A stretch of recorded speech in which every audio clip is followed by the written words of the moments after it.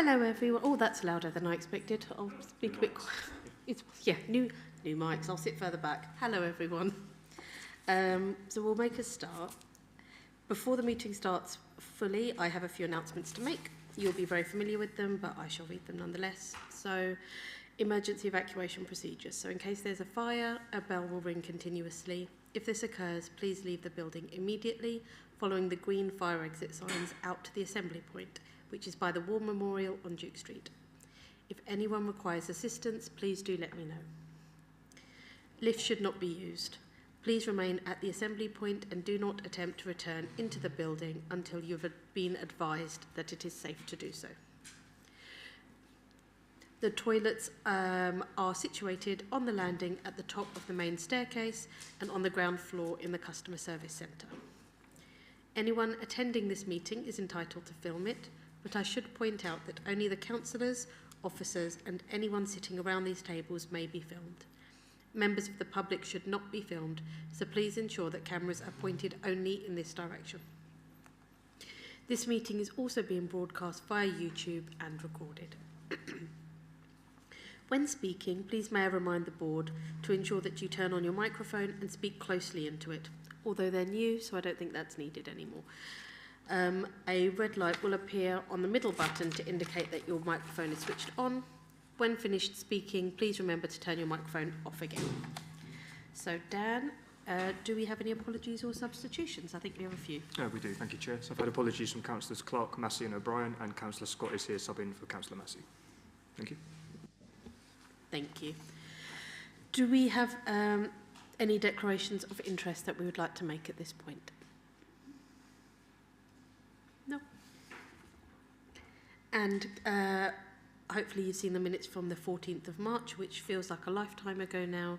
Can we please agree the minutes of the minutes of the last meeting? All agreed? Thank you. So we've received 2 questions in from members of the public. These had to be submitted by 7 o'clock on Wednesday. I will invite you to ask your questions in the order they were submitted. I don't know if Mr. Simmons... The first one is it. Mr. Simmons? Thank you. J.A. Baker's book, The Peregrine, is widely regarded as being an outstanding book. To quote nature writer Mark Cocker's contribution to the Restless Brilliance exhibition about Baker at the Chelmsford Museum, The Peregrine has few, if any, equals in the 20th century as a book on nature and place. It remains the gold standard by which all others are judged. Much of the landscape where this book is set is to the east of our fine city, especially around Little Baddow. I am very concerned by the lack of any reference to J.A. Baker in the local plan preferred options documents. Please could the board ensure that the countryside that Baker wrote about is given specific consideration and a scheme proposed for its conservation in the local plan. Should just point out that J.A. Baker was the son of Wilfrid Baker, Mayor of Chelmsford 1964 to 65, and that the excellent Restless Brilliance exhibition runs until the 23rd of February. Thank you very much. Thank you. I believe Jeremy will be answering this question now. Do you want me to answer it now? Oh, yeah, you can do. Let's go for it. No, thank you. Thank you very much. Jeremy Potter, Spatial Planning Manager at the City Council. And thank you for your question and statement. And I suppose there is no doubt that J.A. Baker's work forms a really important part of the natural and social history of Chelmsford and wider Essex as well, because he roamed across much of Essex in his works. And this has been rightly recognised by the City Council with the excellent exhibition, I would agree, referred to by the questioner currently running at Chelmsford Museum. So going back to the local plan, the role of the local plan is to guide the location of much needed new development, and it also addresses matters such as heritage, landscape ecology. those matters that were very close to J.A. Baker's heart. And as required by the National Planning Policy Framework, the Council needs to assess these matters through its evidence base. And its evidence base has identified the area to the east of Chelmsford, in particular the Little Baddow and the Danbury Ridge, as having many designations protecting its importance and its ecological importance, which are all highlighted in the existing adopted plan and carried forward through the proposed review of the local plan. So in slight contrast, the area that's covered by the proposed strategic allocation 16A, which is Hammond's Farm, and 16B, which is the employment land by junction 18 of the A12, they don't have a specific landscape designation or ecological designations. However, officers recognise the importance to maintain landscape and natural corridors through these proposed developments. And in particular, Grace's Walk, which members will be familiar with, and Hurrell's Lane and the Ford at Hurrell's Lane. And that will ensure that linkages are made from the river valley to the wider countryside beyond. So if these sites were carried forward to the next stage of the local plan, then the site policies and the policies map could be strengthened to address these important issues, actually on the policies map. So, in essence, the local plan is a strategic land use document, and officers believe that if the Hammond's Farm site is carried forward, the right place to celebrate the works of J.A. Baker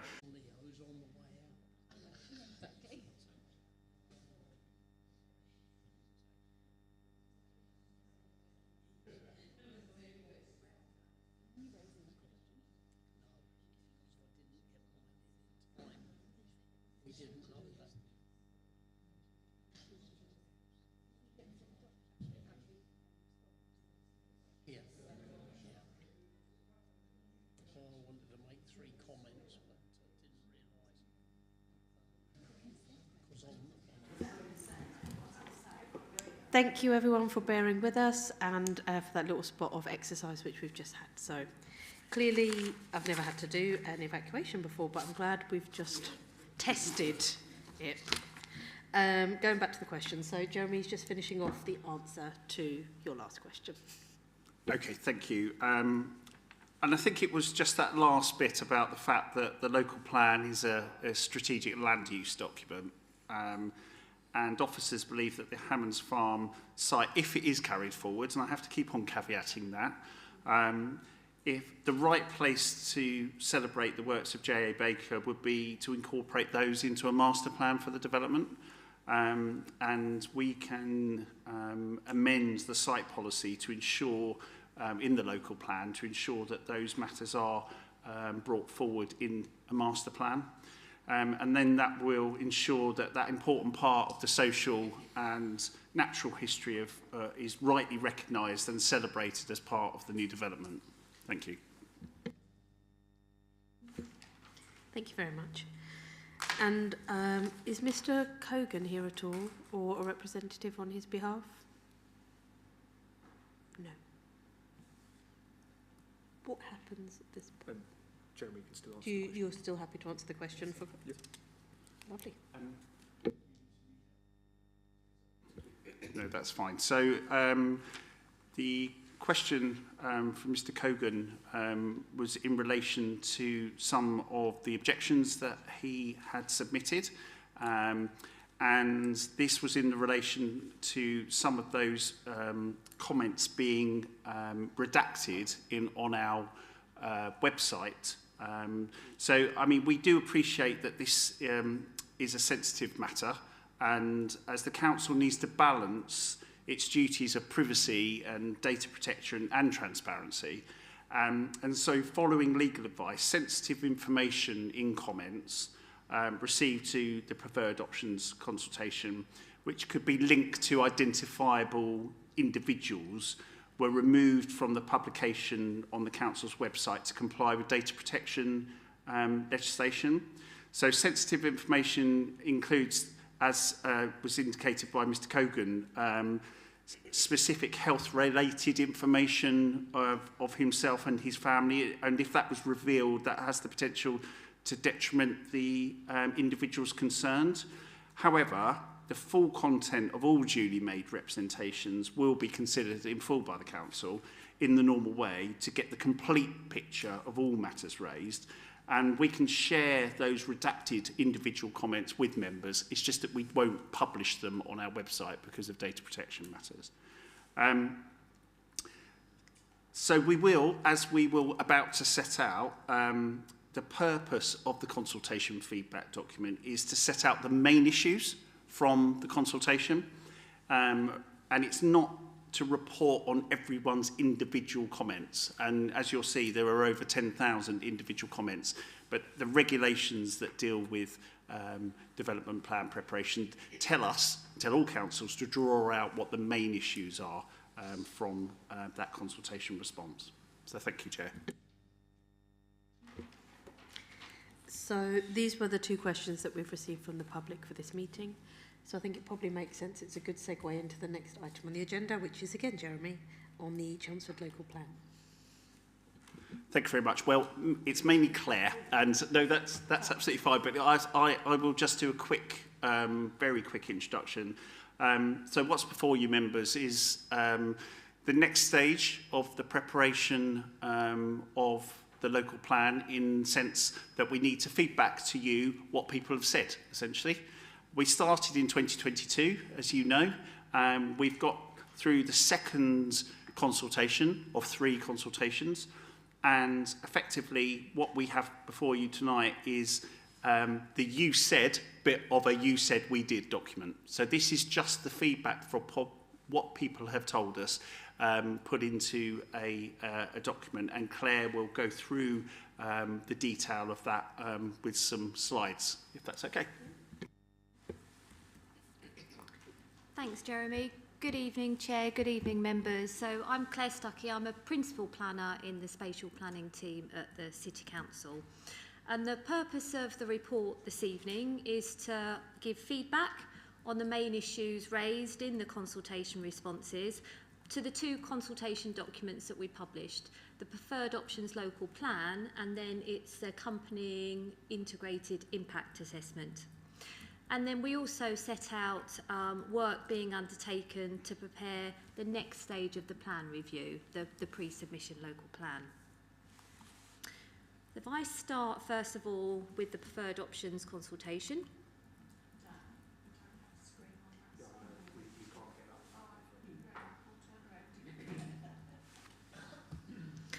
Okay, so the board will be aware that we ran the preferred options consultation for 6 weeks during May and June of this year, and it sought to gather views on the full draft plan. We ran a comprehensive programme of consultation to raise awareness and to encourage participation in the consultation, and this exceeded minimum requirements which are laid out in legislation, and it also exceeded commitments in the Council's own statement of community involvement. And it involved a range of activities, some of which are listed on the screen. So they ranged from things like direct contact by email and letter to those that are registered on the Council's local plan database, a raft of social media posts, stories and feeds, a series of staffed and unstaffed public exhibitions, over 80 site notices around proposed new site allocations, and then also some presentations to stakeholders, including our town and parish councils and adjoining neighbouring authorities.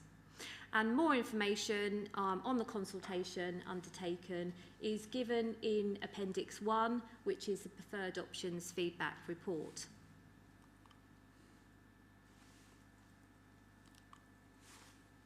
So we received a really high level of response to the consultation, over 10,400 representations from over 3,670 respondents and that was from a broad mix of residents, developers, businesses, neighbouring local authorities, parish and town councils, together with other statutory bodies, so the Environment Agency, Natural England and so on. And section 3 of your covering report provides a summary of the main issues and the key themes that were made within those comments. But it is important to note, members, that the feedback report doesn't report on every point or every issue that was raised in the comments. I mean, to do so would result in an extremely long report. However, all of the comments are viewable in full online, and there is a link within the feedback report to how you can do that and others. It's also important for me to stress that at this stage, we haven't made any attempt to analyse or provide a council response to the comments. We'll do this alongside the preferred options the pre-submission local plan. So as Jeremy mentioned in his introduction, effectively you're considering a you said stage 1 feedback report. And the stage 2, the you said with the we did bit, will follow. And that's because we don't know at this point in the process, as Jeremy stressed, how the plan is changing. So that will follow later on in the process. And that is the same approach that we've done throughout the local plan preparation process. So it's nothing new to report in that two-stage approach. So there's a high-level overview of the responses in section 3 of your covering report, as I've mentioned. There's also that set out in the executive summary of the feedback report itself. And there's just a few points that I've added to the slide on the screen. So overall, as I say, we had a wide variety of feedback, and this ranged from general comments to some quite technical observations, including some suggested detailed policy wording changes. The new draft policies and some of the existing plan policies that we're proposing for potential more substantive changes, together with some of the new site allocations, they attracted the greatest level of comments. A small number of new plan policies that didn't feature in the consultation have also been suggested to us, including one from Natural England and 2 from Essex County Council. So all of these things will be considered. Most of the government and the national bodies either support the plan outright, which is great, or offered some kind of qualified support, subject to some amendments and some refinements. There was a mix of support and opposition from our town and parish councils, many suggesting changes from minor modifications to the deletion in some instances of some proposed site allocations. Most of the public comments do object to one or more aspects of the plan, particularly certain sites, though there was also some limited support in the public comments as well. Hammond's Farm and Junction 18 of the A12 proposed for a new employment allocation, so these are sites 16A and B in the consultation document. They received really high numbers of objections from the public, together with the parishes that the site spans, and multiple reasons were raised from traffic, landscape, flood risk, heritage impacts, together with calls for those sites to be removed. Many of the public comments as well were sent in via the Say No to Hammond's Farm website, which is a coalition of Boreham, Sandon, Danbury and Little Baddow councils.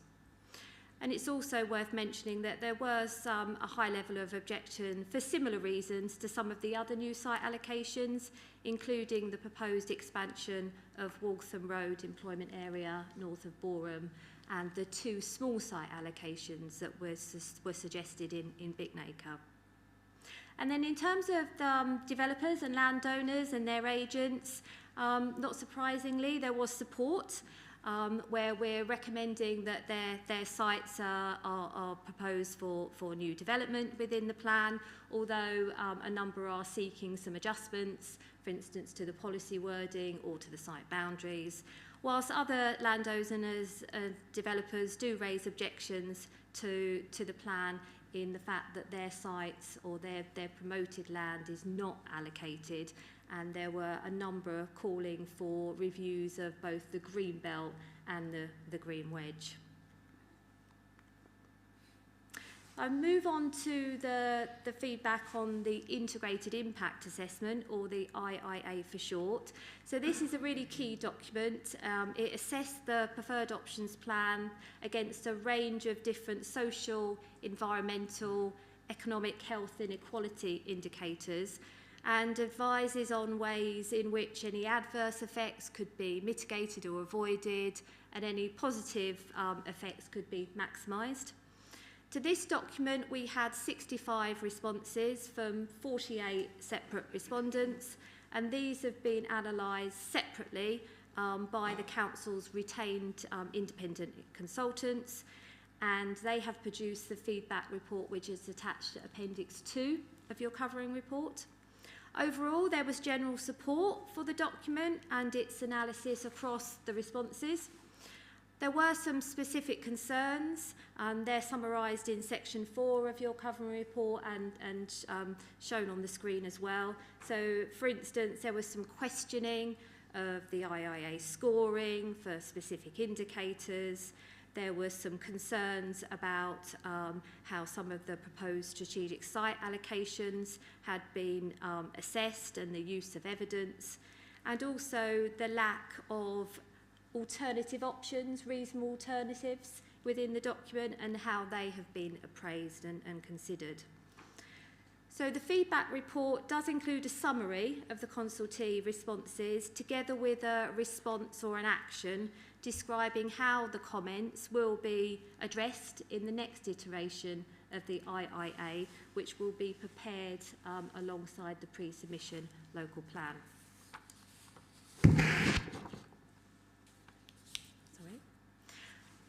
If I turn now to the next steps in the process, so section 5 of your report describes how all of the consultation responses will be considered in detail and used alongside the wider plan evidence base and government policy to inform the pre-submission local plan.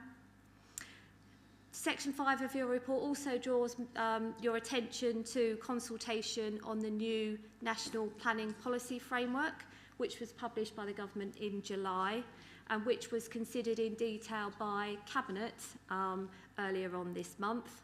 Now, that consultation includes proposals for local plans that are at a particularly advanced stage of preparation, such as Chelmsford, to continue work and to move forward under some proposed transitional arrangements.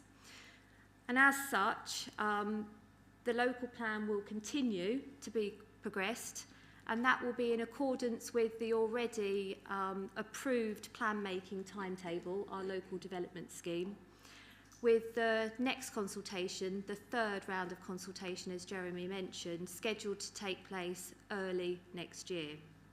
And as part of this process and this work that we're producing and working on a number of additional evidence-based reports, so we're also commissioning further detailed traffic modelling, for instance, an updated archaeology survey, and an updated new open space and air quality assessment. And we're also continuing our discussions, as we have done throughout the process, with duty to cooperate bodies, neighbouring authorities, for instance, together with infrastructure providers, to help identify and refine what new or expanded infrastructure provision will be required to support planned growth. In conclusion, Chair, finish it off now. The preferred options consultation was supported, we feel, by a really strong consultation strategy. It attracted a high level of response from a wide variety of respondents. All the responses will be carefully considered and used to inform the pre-submission local plan, which we intend to present to this board in December, with a view that it can then be published for public consultation starting early next year. And as I mentioned, this will be accompanied by a "You Said We Did" feedback report setting out how the plan has been changed or the reason for not making changes in response to the preferred options comments. Thank you. That concludes, I think, what we wanted to say. I now move you to the recommendations.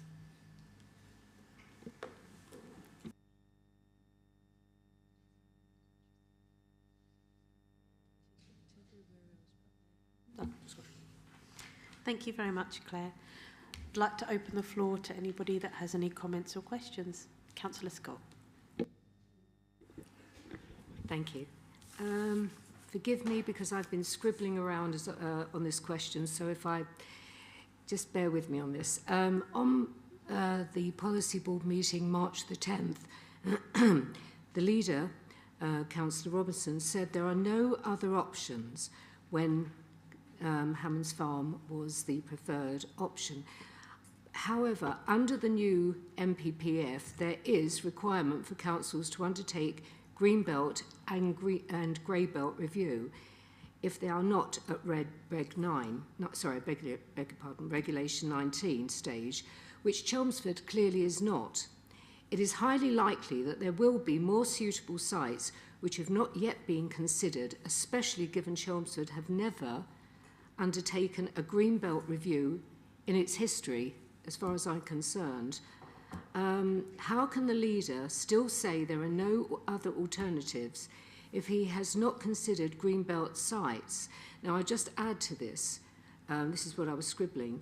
Given the current draft, this states that there must be a review regarding green belt sites, etc., and it is not within, if it is not within 1 month of regulation 19. So, does the council not have to do something about this to for review, please? Jeremy, if you could respond. Thank you very much, and thank you, Councillor Scott. Claire Stuckey just set out the approach that the council is proposing to go through the transitional arrangements, and currently the transitional arrangements require 2 factors. It would need to be within a month. You need to be at Reg 19 within a month of the new MPPF being published, and also you need to be within 200 homes of the new housing target. They're the 2 criteria. Obviously, we're awaiting news on when the MPPF will be published. Originally, government said that it would be published this year. We don't know when that is. It only closed on Tuesday, and I believe they had 10,000 plus respondents. So they need to obviously go through all of those comments. And we don't know what the final transitional arrangements will be.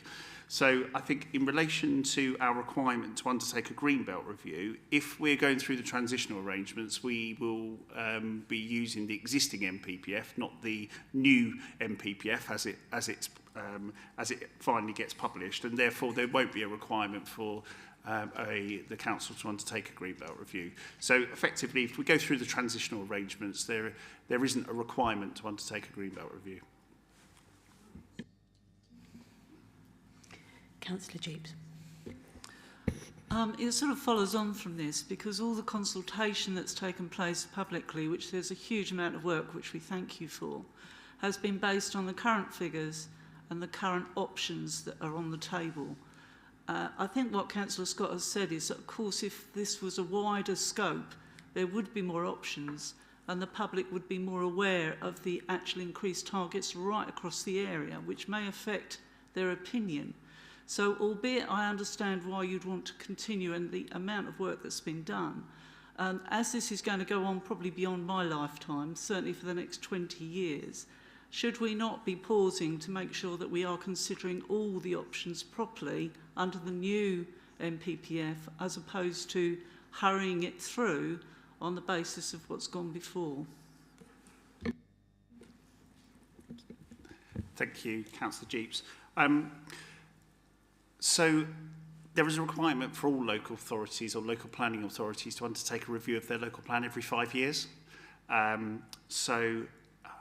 We would need to obviously pick up any changes that are required as part of the new MPPF, the next review of the plan after this one, which would need to be within 5 years of that being adopted.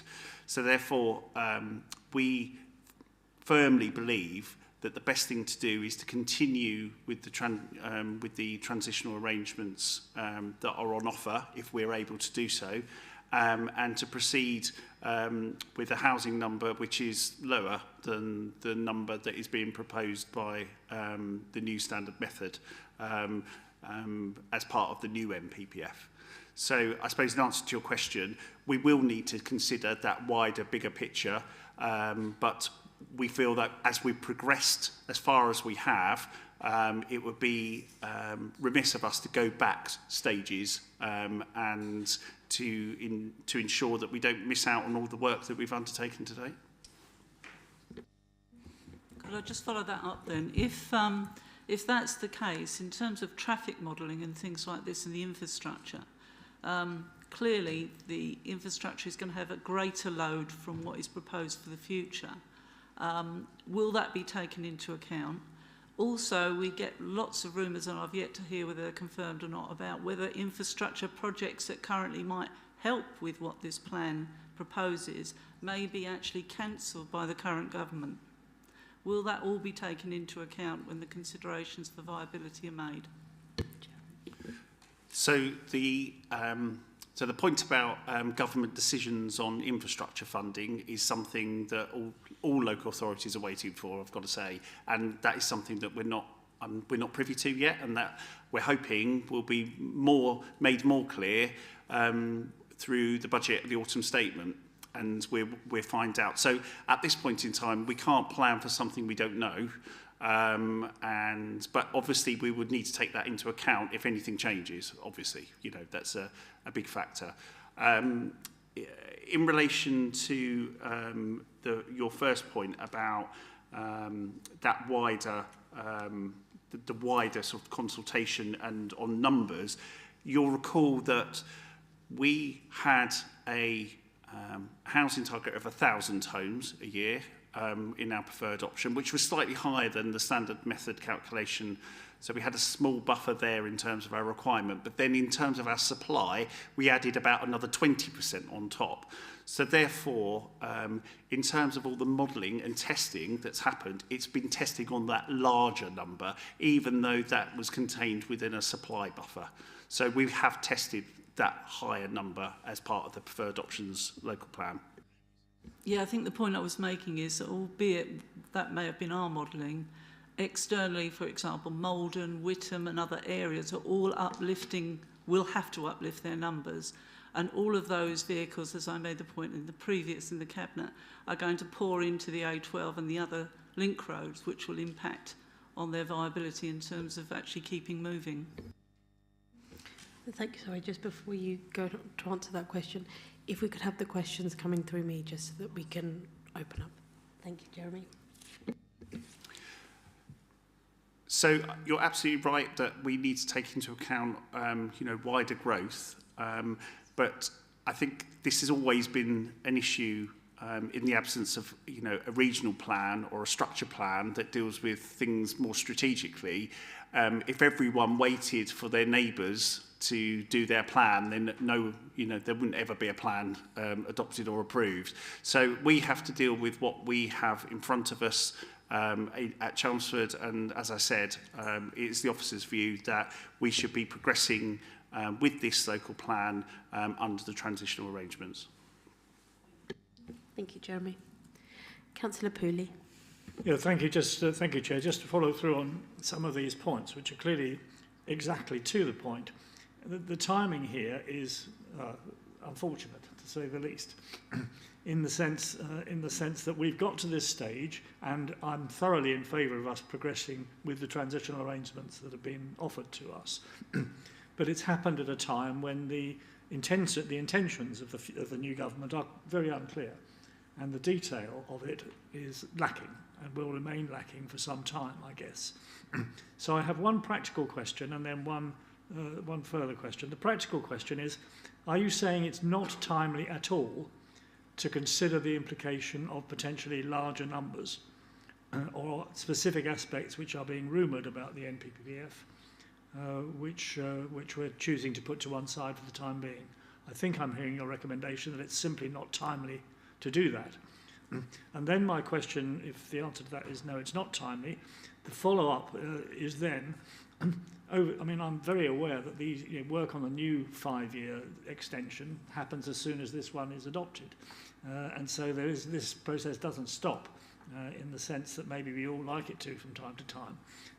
And so there's every opportunity to consider new bits of legislation and information as it arises. The question is really whether we have any ability to react to those changes in advance of the further extension, or whether we are simply stuck with what we now put down and have tested this time around. Thank you, Councillor Pooley. Thank you. So, I mean, the two parts, I think the purpose of the transitional arrangements are to ensure that councils like ourselves that have got a good advanced way through the reviews or their new local plans don't have a cliff edge. And there has to be, otherwise we all go back to the beginning, and the transitional arrangements allow authorities like ourselves to continue on the existing proposals and allow us to pick up the future in 5 years' time, which I think is a sensible approach and has been employed by other changes to national policy, because it takes quite a long time to produce a local plan, it takes quite a lot of money to produce a local plan, and to have that level of uncertainty where essentially the whole thing could be the rug pulled under your feet at any point in time in the cliff edge creates quite a lot of uncertainty for local authorities. So I do accept that it is a matter of timing. There will be other authorities that won't be able to get to Reg 19, and we'll have to go round the consultation process again. We feel that we are in that window of opportunity to use those transitional arrangements to get in our policies that are going beyond what the existing NPPF is saying, especially in relation to net zero policies. And to delay would mean that we would not be implementing those policies as soon as we could be. The second point, in terms of the ability to change, policy does get fixed, but a 5-year period, believe it or not, in the life of a development plan is relatively short. The formulation of new policy does take quite a long time. So I don't think that is a particular issue that should be concerning members. And we can react like we have done before and use guidance and other means to try and encourage other objectives in that intervening period. Of course. Thank you, Chair. Yes, I think that's helpful. We have used it in several respects over the previous, in my recollection, where we've taken the limitations of an existing local plan and expanded it to take account of changing circumstances or changing, dare I say it, changing political views that were happening from time to time in a way which was helpful all round and accepted all round. And so it's good that's a very helpful answer. But is it true, though, that if there are radical changes which come about and become clarified over the next, shall we say, year, that actually by that stage, when it reaches the inspector, then the inspector will have to listen to all the comings and goings in the light of those changes? Is that correct? So in theory, the inspector can attempt to make the sort of judgments that you're making. Yeah. Thank you. So just to remind you, as I said to Councillor Scott, if we go through the transitional arrangements, we will be examined on the basis of the existing NPPF, not the new NPPF. So our local plan will be examined in that regard.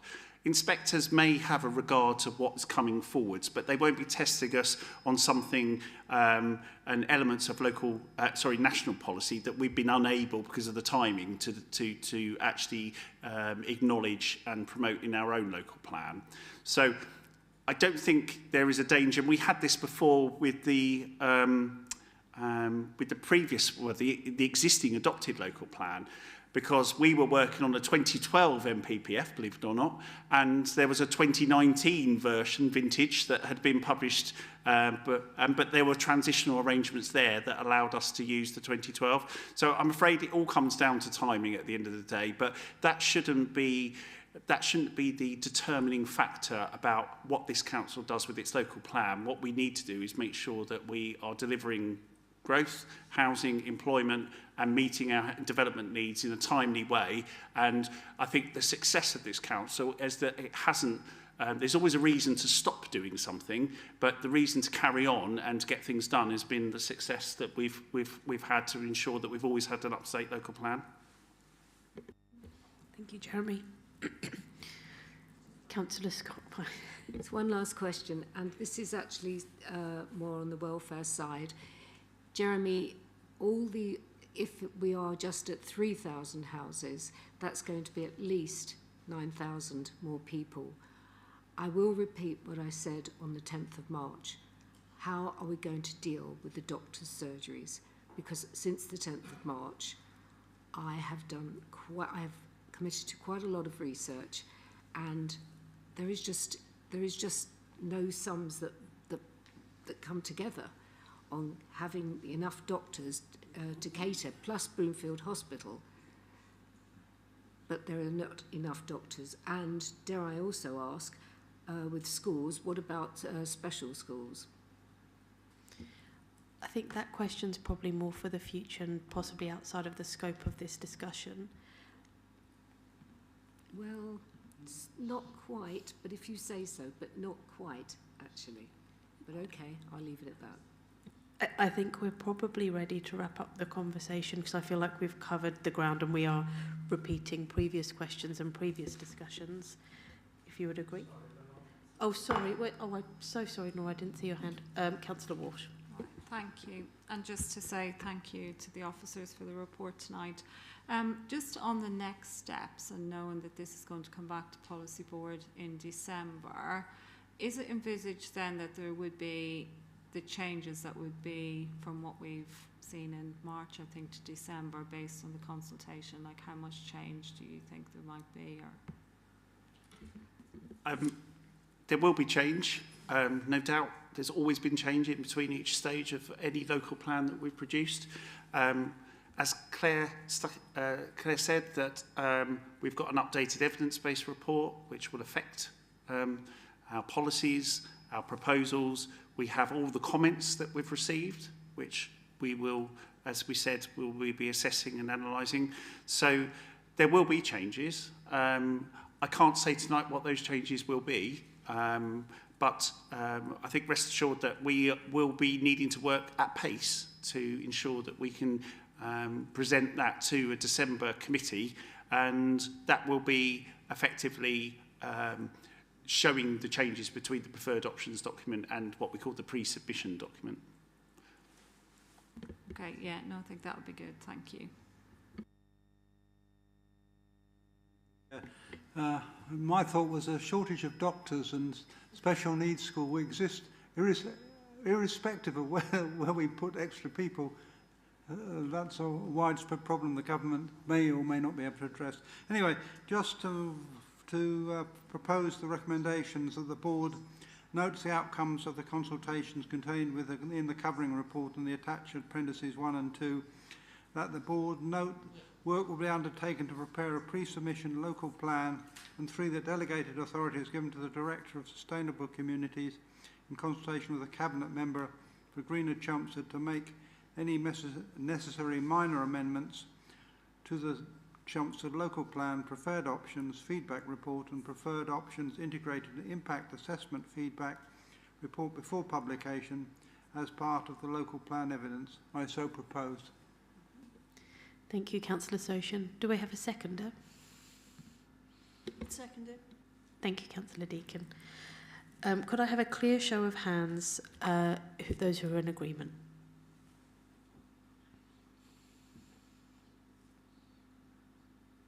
Looks like a majority. We just check if any are against. Are there any who are against?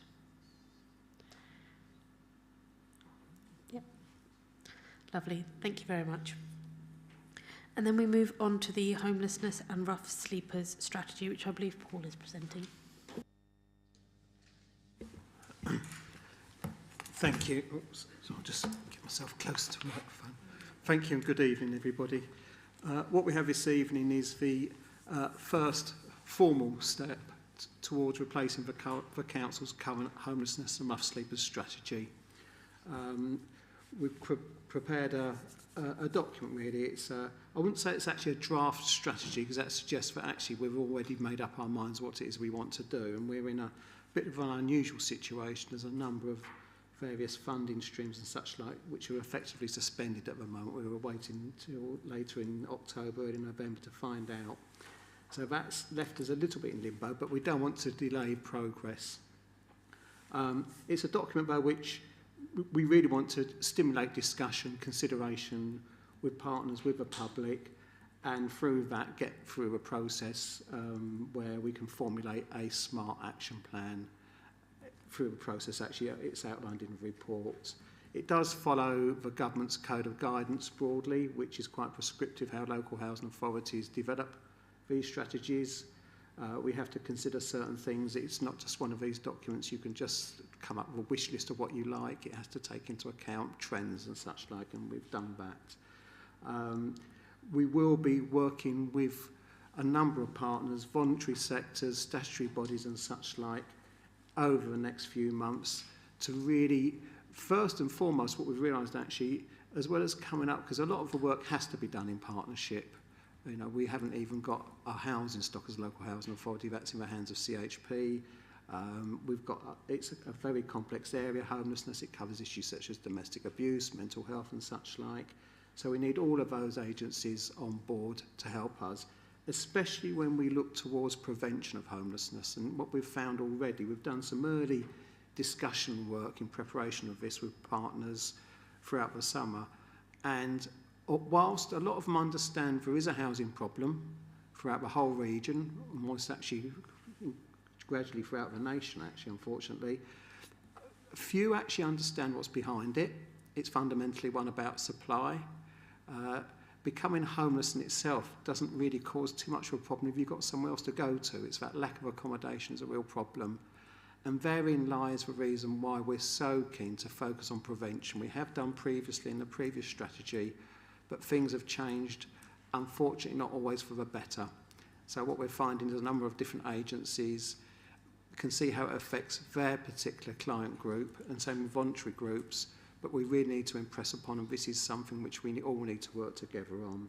So we'll be focusing on prevention, and through that we're working more closely with our comms team here in the council than ever before to present the information in a way which is easily understandable. I'm not saying that people who work for other organisations aren't as intelligent as council's officers, but it can be quite a complex area, and in a way that actually helps people realise what the consequences of becoming homeless is nowadays. It inevitably will be temporary accommodation for a large number of people, and not always within our district boundaries either, I'm afraid. So we need to start working to improve not just the understanding about the importance of prevention, but the consequences and how we get support for those families who do become homeless and unfortunately will spend longer than we would like waiting for permanent accommodation. I don't think there's much more to say at this stage. Hopefully the report does outline the next steps we'll be taking. Available for any questions, Chair? No questions from me, thank you, Paul, but happy to open up to Councillor Jeeps.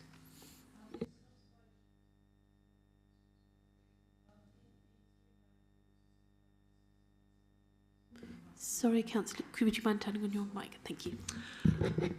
In the three main causes, which mostly focuses on homelessness, there's no mention at all, and I know there's a difference between rough sleeping and homelessness, but there's no, I couldn't see in the document, unless I've missed it, anything in relation to alcohol, drug abuse, etc. And I make that point because clearly if you're going to support people, the agencies that deal with that and prevent, because quite often when people fall into those deep holes, one of the things that happens is they lose the social contacts, etc. I was just surprised not to see it in the document.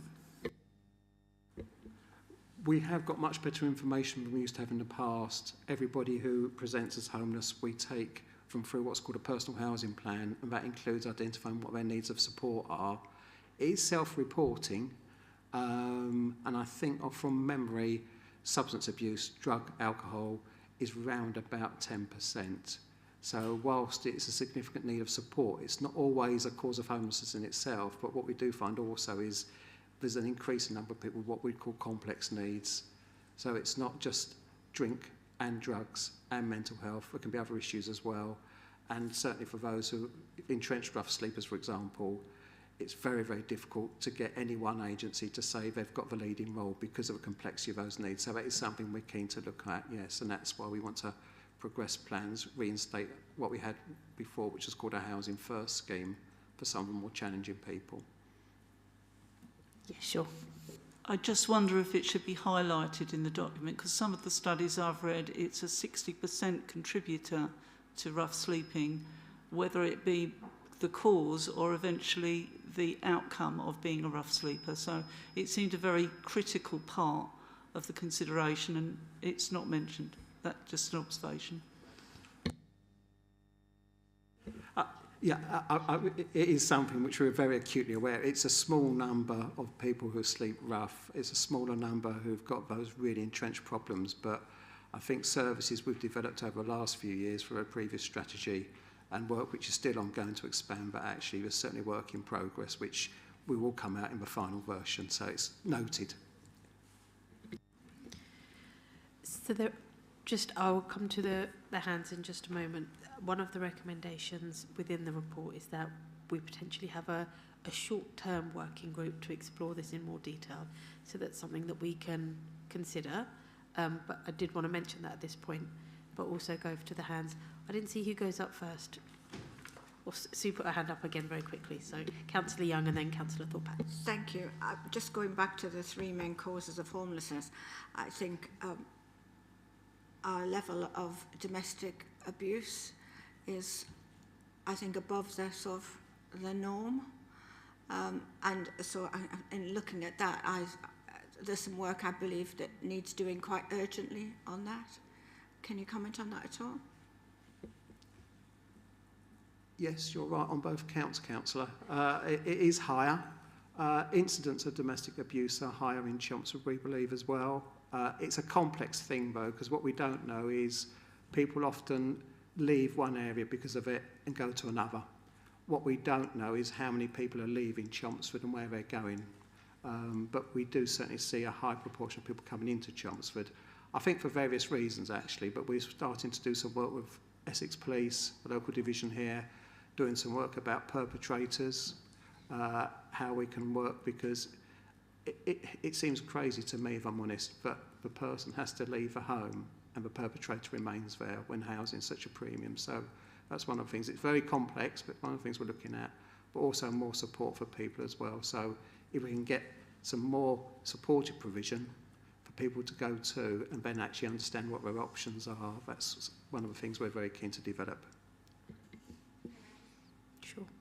I think I did hear this new government say something about giving priority on housing to domestic abuse and veterans. And I was hoping that maybe we might see some money following that priority, but it's kind of a worry that we're already at a high percentage, and you know, we do such a good job. I think you do such a good job, Paul. We're attracting, we're going to attract more, which is going to put more of a pressure. But I do think it was quite a surprise to see that, and I know that that's what's going on. So thank you for it. Thank you, Councillor Young. Councillor Thorpe. Thank you, Chair. It's a really excellent report. Thank you for producing it, and there's some good stats in there as well. Got a couple of comments. So in the covering paper, it says that the focus of the next 5 years, the next strategy, will be homelessness prevention due to the success the council has had on rough sleeping over the last 5 years. I was wondering if this means that resources are going to be shifted away from rough sleeping onto homelessness prevention, number one. And how do we define the success that we've had in terms of dealing with rough sleeping? Do we know how many rough sleepers there are now in Chelmsford compared to 2020? Because in the strategy, it talks a lot about the extra resources that have been put into rough sleeping, and that looks really good in terms of what we're doing. But there's no corresponding data to say how that's actually reduced the number of rough sleepers. So we're looking at data, and there's one element in there. It says 2019 to 2020, it says the council assisted 11 rough sleepers, and in 23 to 24, the council assisted 252 rough sleepers. So I think we need more context around that, because I guess it means the council's got better at reaching out to rough sleepers rather than the number has increased by 24 times, but looking at it, it's not really clear. So I think what it needs is more statistics around the number of rough sleepers. Yeah, I'll just make those comments. Thank you. I love statistics, and you've been protected from me putting as many in as I would like, if I'm honest. But no, it's a good point you make. The last strategy we did was the first time we were told to do one specifically around homelessness. It always used to be just homelessness and rough sleepers. There's been a big focus by all parties, understandably, on rough sleeping. We're hopeful, but we'll be able to retain next year and ongoing the resources we've received from government to tackle rough sleeping. I can't see it being reduced if I had to put money on it, but who knows? It's a funny old world we're in these days.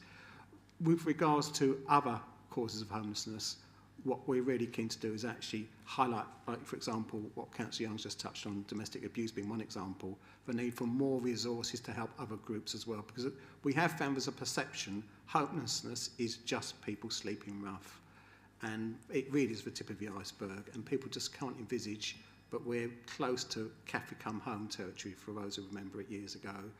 I've seen families, we're on the phone now till 6, 7 o'clock at night sometimes trying to find somewhere for a family with children. It's unprecedented, if I'm honest with you. So we need to make people realise that. In terms of actually how we present the work that's done with rough sleeping, that's something, yes, I'll take the point, and that's something that actually we can hone and refine. So actually in the final strategy, it's more tangible what has been provided, the level of funding, what that's delivered. And actually, I would say now, when we had everyone in, we thought we had about 10, 15 people sleeping rough. When we went out to find, we found out we had about 35 we got into the hotel. Now, I would imagine it varies between 12 to 20 people, depending on the time of year at any one time. So the number of people sleeping rough in Chelmsford, month on month, is most probably lower, but the turnover over a year is most probably higher. But presenting that is quite difficult to do in a simple infographic format. But yeah, thank you for the challenge. Hopefully we'll rise and meet it with a final version. Thank you, Paul. That's really helpful. Councillor Pooley and then Councillor Deakin. Thank you. Yeah, a couple of things, if I may. The more successful we are in getting people into temporary accommodation, the less evidence there is of people actually sleeping rough. And so this is very much chicken and egg as to where you take the snapshot on these things. Interesting what you said about the change of name of the strategy from homelessness and rough sleeping to just homelessness. For it to be accurate, what we should be calling this is homelessness and the threat of homelessness, isn't it? Because if we have a strategy for dealing with the threat of homelessness, then we're preventing it more often than we're not, and we're bringing into play a lot of the relevant things that you and I have talked about over the years, of things that we need to be doing in order to address the threat of homelessness and prevent both the need for temporary accommodation and rough sleeping in turn. So I think that I don't necessarily insist on a change of title, but I think that's what we're trying to get to, is homelessness and the threat of homelessness. Once again, yes. The title is prescribed by the Ministry of Housing, Communities and Local Government.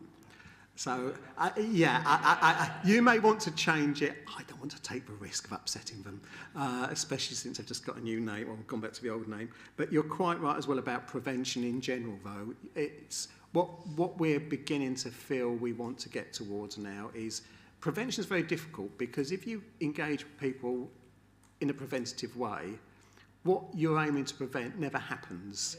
So it's how do you get to people and do something which you can then say, look, we've stopped it from happening if it doesn't happen.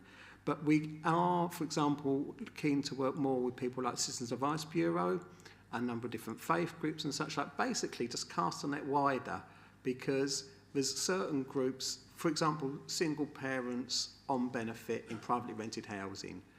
They are statistically at high risk of losing their tenancy at some point, if only because of welfare reform and landlords and the churn of Section 21s and such like. So whatever happens to restrict that in the future, they're still going to remain very, very vulnerable just through income alone, making it unaffordable. So working with people who work with those groups to present them with the information, as I said earlier, about the housing situation, our councillor in Chelmsford and further afield, hopefully will hone their ears so that they're looking a little bit more closely when they're working with these families. And we still do find people say, well, you're going to have to house them if they can't afford to stay there. Yes, we'll have to house them, but unfortunately we haven't got the housing supply to do it. So it just means more in temporary accommodation. If we then pass back to people what consequences are, if they don't help their customers, whoever their customers may be, to retain their home as best as possible, then actually by doing that, by making them aware, we're kind of building up an army, a cohort of people to then start thinking on our behalf, because we can't do it. We can't get to all of these people. Most of them, unfortunately, we see when it's too late. So we need to get people like Citizens Advice Bureau. They are engaged, but actually give them the tools, the information to pass on to their customers, social care, all of those other agencies as well. So I think you're right. We do want to get prevention further upstream. It's an invidious thing to try and take on, because where do you go with it? But I'm sure just by, and that's why I said earlier about communication, if we can work with our communications, our comms team, to give that communication out on a more regular basis as well, if I'm honest, that's the other thing. We don't want to do this as a one-hit wonder. I think it's going to have to be an ongoing initiative process where we constantly work with these agencies and almost pestering them so that housing, homelessness is always at the forefront like it is for us as well. Just to reassure Councillor Jeeps, the alcohol and drug agencies are very much part of that set of partners. Yeah. Thank you. Councillor Deacon. Thank you. This new government has talked, and one assumes they will follow through with some changes for buy-to-let landlords. So are we anticipating more private rental property disappearing from the market and therefore potentially more homeless people here in Chelmsford with that in sight? Oh, if I had a crystal ball. It's all I can say is it is very probable, yes, for a number of reasons. But I'd say the two things which seem to be driving it is, one, the return on capital and the cost of actually being a landlord. For those of us who have done it, it's quite worrying, because you can suddenly be hit with a large bill, and if the return on the rent you're getting is no more than it would pay you now if it's in the savings account or something. The other thing is, so we are seeing, I think Savills thought, their estimate last year was that London would see a 40% reduction in privately rented property over the next few years. I suspect Chelmsford, as that ripple out, maybe it'd be about 20 or 30%. But we know for the eastern region is the part of the country where the gap between the demand for private rent and supply is greatest. The other thing is a demographic issue as well. A lot of landlords are a similar age to myself. And if they invested in that property for future need for a pension, for example, guess what? We've got a massive demographic bubble of baby boomers who are now thinking about setting up. So good news is those properties coming back onto the market, but that's where Savills got the information to say they're not being bought by replacement buy-to-let landlords, they're going to other causes. So yeah, it does look concerning. That's why, despite the proposals for rental reform, it might mitigate what we're seeing at the moment, the number of people being evicted. Personally, I can't see it turning it around quickly at all, no. Sorry. Thank you, Paul. Councillor Thorpe, perhaps, and then Councillor Walsh. Yeah, just following up on that point, actually, on private landlords. The strategy points out that the abolition of Section 21 notices could be a double-edged sword in terms of encouraging more landlords to quit the market because it makes it obviously less lucrative. So I was wondering, therefore, if part of the strategy there could be some wording in there about the positive contribution made by private landlords, and perhaps, I don't know if this is in the scope of the strategy or not, but if it could there could be lobbying by the council on the new government to tone down some of the anti-landlord rhetoric and policies that we've seen. Thank you. You're putting me into a contentious area there, Councillor. Yeah, I'll certainly say there's some really good landlords, and actually some of them are the ones who help us with privately provided temporary accommodation as well for our homes to lease scheme. So yeah, it's such a wide spectrum of people, though. We are working now with the Association of Residential Landlords to engage with landlords in Chelmsford on our behalf. But again, you're kind of talking to a converted there, but it's certainly something I think we will keep an eye on. It's a big cause of homelessness, it's a big concern, it's been a massive provision of housing in the last 20 years. So it does overlap with our housing strategy, if I'm honest. These two do run very closely together, but it's certainly something working with landlords. What we have found, it goes back to this communication thing though, a lot of landlords understandably think that when they evict a family, if the worst happens, the council will house them. Just saying to those landlords, we've got a tenancy sustainment officer now, works really closely with them, just saying this is what will happen. We found some landlords who said, well, actually then, if they could just pay a little bit more. Or, you know, so quite often it will delay, if not always prevent homelessness. So it is something, yes, again, thank you for the tip. We will see if we can include it in the consultation. Thank you. And Councillor Walsh. Thank you, and thank you, Paul, for the report. I just had a question around the consultation process and the proposed working group that's been mentioned earlier at the meeting. Is it envisaged that they will run in parallel? Because noting that the consultation should be complete by January, and this will come back to Policy Board then, or will the working group be post-January? Thank you. I'm largely in your hands with a working group, but what I would suggest is it would be helpful if we can actually come to a working group with some of the responses we've had back from partners to begin with, and also, as I said earlier, with an update on what the situation is with certain funding streams as well. So that would suggest, I wouldn't want to do it any earlier than towards December time, if not afterwards, yeah. There's also going to be a decision about actually, as you heard, there's a number of different suggestions. If we put too much in, it ends up with a strategy which, if I'm honest, our service can't resource delivering. So it's just, again, what we decide to privatise as well. Thank you, Paul. Thank you. Did you want to come back? No? Oh, okay, no. Didn't want to interrupt you. I saw you had your...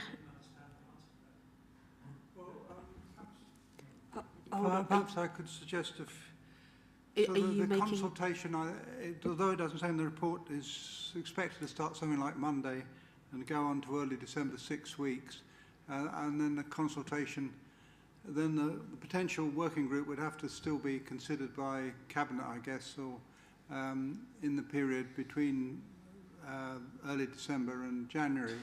But I was going to suggest that the political groups here identify 2 or 3 people ready for this working group, say to Officer Dan here, and the details of it, you know, they would be ready then to go through Cabinet with the full details. So I was going to suggest on that.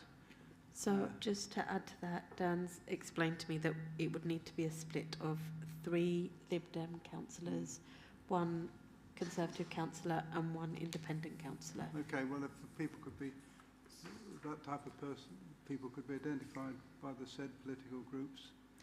And just so we're clear, this wouldn't be, I don't think the proposal or the recommendation is an ongoing working group. It would be a meeting after the end of the consultation, but before the next discussion in Policy Board on the 16th of January.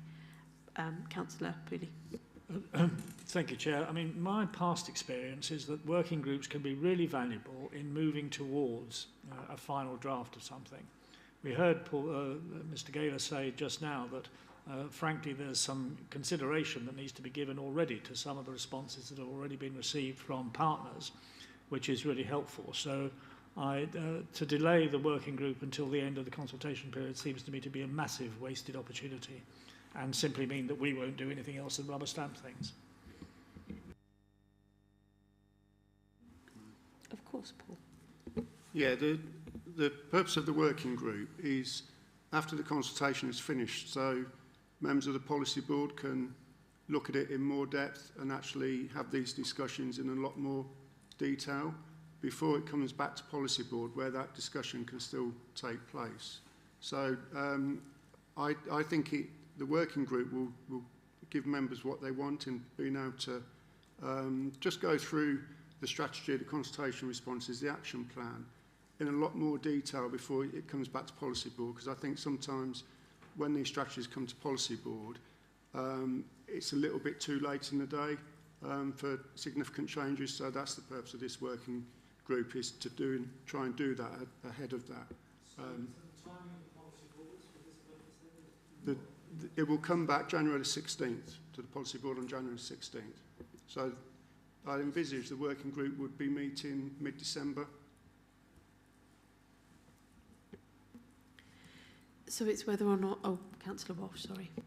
Yeah, I mean, I was just going to add, thank you, just if, you know, there may be some merit in starting the working group slightly earlier than mid-December, just with Christmas time, Christmas period, and that it kind of limits the time available if the working group has to have more than one meeting. And we want to get, as Councillor Pooley has said, the best output from any working group and the best value from any reviews that take place on the strategy. And possibly maybe if it could start slightly earlier with some of the sort of initial comments, knowing that it's not a finalised kind of strategy from the consultation feedback. There might be some merit in doing that. How would that work for your timelines?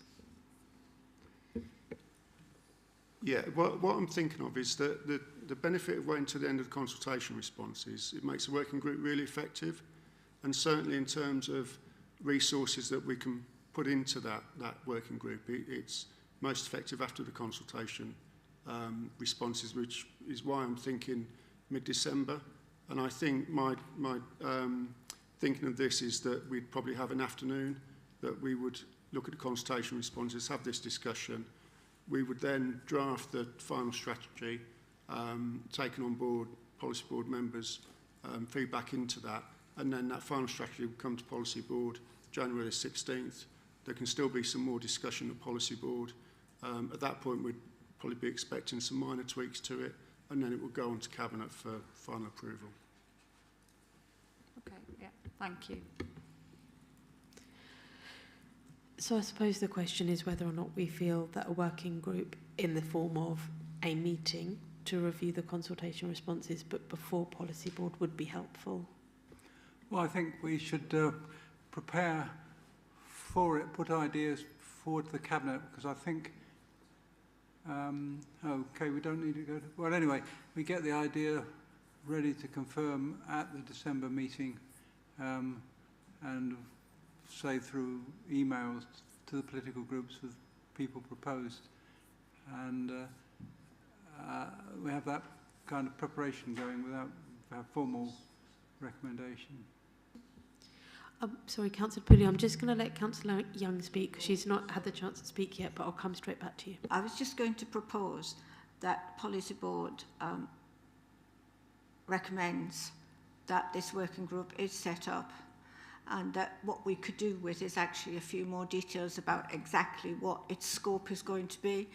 It sounds a bit vague at the moment. I think in principle we're all agreed with that, but I think if we could just have that scoped, I don't think it needs to come back to Policy Board or anything like that. I think it just needs so we can be a bit more focused, and that could be circulated around to everyone so that in choosing the representatives we know we get the right people coming to that session, that we're going, let's call it a working session rather than something that's going to go on.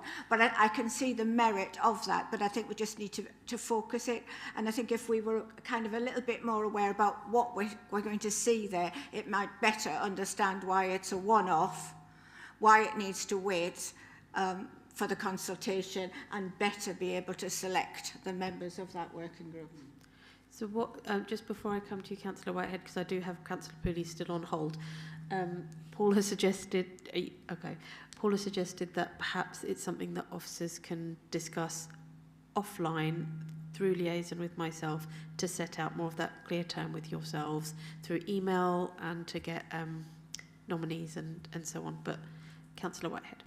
Yeah, can I entirely support what Councillor Young has just said? If you send us the details and say this is what the working group is for, could you nominate members? We will come back with a nomination. The time scale and things can be told to us, really. Otherwise, we're going around in circles, it seems to me at the moment. If we all agree we should have a working group, fine. I don't think anybody's disagreed with that. And the terms and conditions and timing, if you send that to us, we will respond. Thank you, Councillor Whitehead. I think it might be Councillor Pooley, did you want to come in before we close I it? just wanted to say, having lost my point, I don't wish to labour it, but it seems to me to be unexpected. The expectations are too great to expect us to have one meeting of this one session of this working session where we come up with all of the ideas that we have about the draft as it currently exists, alongside looking at all of the consultation responses that are coming in, and somehow by the end of the session having a revised draft strategy which will then go away and come back to the policy board. It's going to take more than one meeting, in my opinion, and for us to have a valuable input, we need to be in there a bit earlier than after than alongside the consultation responses. Anyway, as I say, I've lost my point, but I make it ever more strongly. I think it's confusing with two Pauls, but this Paul is going to respond to that. Right. Taking Councillor Whitehead's point, we'll cover this in the terms of reference. The strategy is led by evidence. So in the strategy, it's saying what the main causes of homelessness and rough sleeping are. And then the strategy is how do we address that? And as Paul Gaylor has said, we can't do it alone, so we have to do it with partners and other stakeholders. So the main purpose of the consultation is asking those stakeholders how can they help us deliver what we need to do to tackle the causes of homelessness, which is shown by the evidence. And that's what the purpose of the working group will be, is the members, we've got the evidence and that is very clear. Then we look at what partners can help us do, what we can do, and then that forms a strategy and the action plan. So it's slightly different to other strategies of the council where we may have aspirations in there, we may think actually this will be a good thing to do. This is a strategy that's laid out in legislation what we need to deliver, and it's very clear that we get the evidence of what's causing the problems and then we look at how we tackle it. So it will work, but I'll explain it more in the terms of reference that will circulate to members of the policy board, and then liaise with Councillor Ditcham about the best format of the working group and the timings, etc. Thank you, Paul. Councillor Fuller. Will we be writing directly to the partners as opposed to just having a consultation? It will take a number of formats, Councillor. Some we will send for strategy 2. It will be on the council's website, and our comms team will be communicating with people who already respond to previous responses about homelessness. And then in some cases we'll be sitting down and actually having face-to-face discussions with them as well. Some of them we often see almost on a weekly basis, but we, as we need to do for ourselves, we need to carve out some time actually just to really drill down into what their plans are for the future, what ours are. So it will depend on the organisation. We have to, by law, consult with social care. That sounds easy, it's just one line in the Act. But social care, it breaks down to all sorts of groups. So we just have to make sure it'll be horses for courses, to put it in a crude term, but it will be recorded. Yeah. I think there's a real clear desire in the room. I don't know what it is. You're at my like 1 o'clock, and I never see your hand. Councillor Walsh, of course, please go ahead. Yeah, I was just going to say thank you. That probably a lot of it might be just a description of what it is. So it sounds like it's a focused kind of review of the consultation. So a focused meeting to review the consultation rather than a working group. Maybe we should stop calling it a working group and call it a focus group or something like that. I think it's probably more of a task and finish group that's focused specifically on. It's giving us the opportunity where we've said in previous meetings that we get the consultation response and that we are noting it. It gives us that opportunity to have a conversation with officers while they're pulling together what that consultation response might look like. But like Paul said, he'll share more details. I'm happy if we didn't want to call it a working group and we want to call it a focus group or something instead. It sounds like we agree that one is needed. Yeah, I think. Councillor Social, would you like to?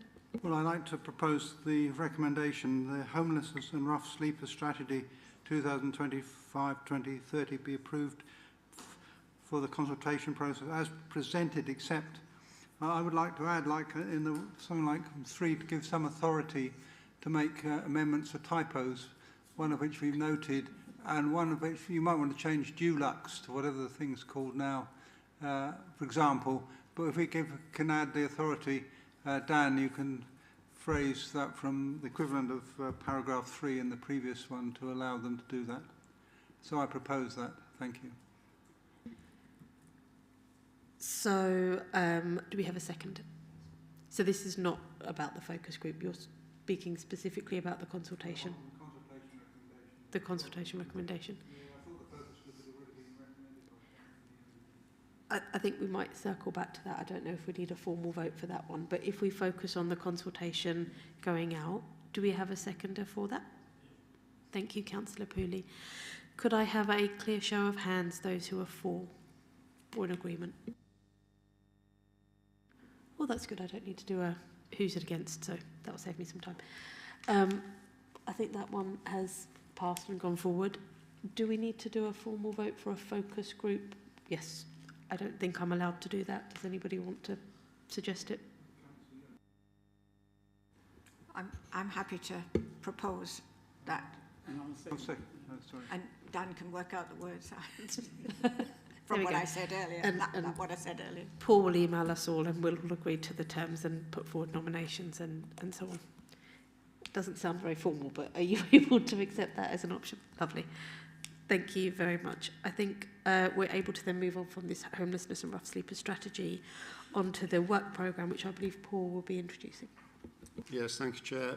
So the work programme is in the agenda pack, and you'll see for tonight's meeting, we're going to talk about working group. The item that's still outstanding from this meeting is to re-establish the Waterways Working Group to consider proposals for flood resilience ahead of a submission of an outline business case for approval by the Environment Agency. In the work programme, it states what the makeup of the working group is going to be. It says that can be either done at this meeting or after the meeting. So that'll be done after. Dan, do we need to formally re-establish the working group? We just need a small recommendation to re-establish it, and then I can do what we're doing with the other one. I'll email around for members and bits like that. Of course, Councillor Pooley. You talk at some length about the Environment Agency and why that is, it's helpful to have that working group considering the response which is necessary as to what we do about it and propose to them. But presumably that doesn't remove the other purposes that the working group had. The reason that I asked the question is that the sense after the last meeting of the working group or the policy board was that a tremendous amount of good work had been done across the range of possible uses of the waterways, but it had fallen short of coming together as a strategy which could be consulted upon and adopted. So I had assumed, until I read this paper today, I had assumed that the purpose of reconvening the Waterways Working Group was to move towards a strategy that could be consulted upon and adopted. And I hope that that's still the case. This particular working group will just be as laid out in the work programme. That it's my understanding is just particularly for this drafting of the business case to be submitted to the Environment Agency. What I would suggest, so this is Keith Nicholson, Director of Public Places, who couldn't attend this evening. So if the Policy Board could determine whether to re-establish the Waterways Working Group for the reasons set out in the work programme, and then maybe at a future meeting or maybe at that working group then pick up, Councillor Pooley, your question.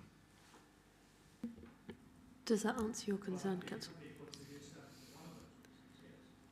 And then it can be explored in a future meeting or working group.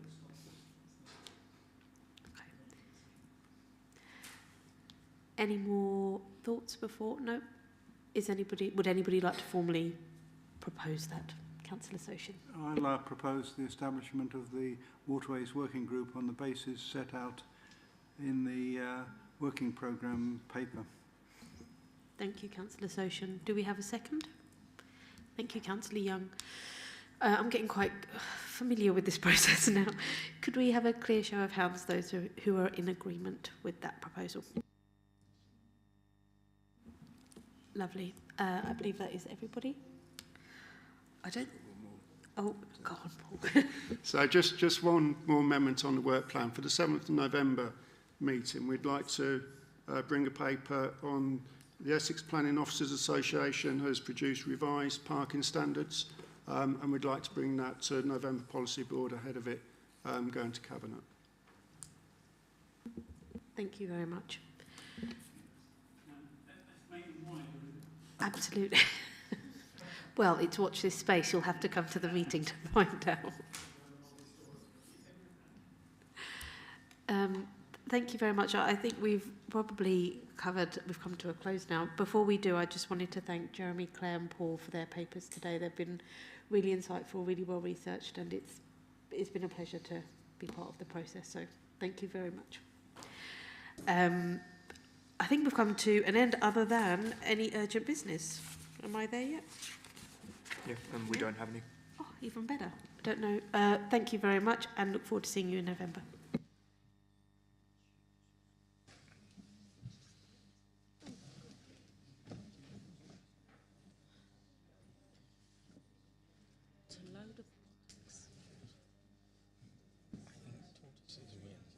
Yeah.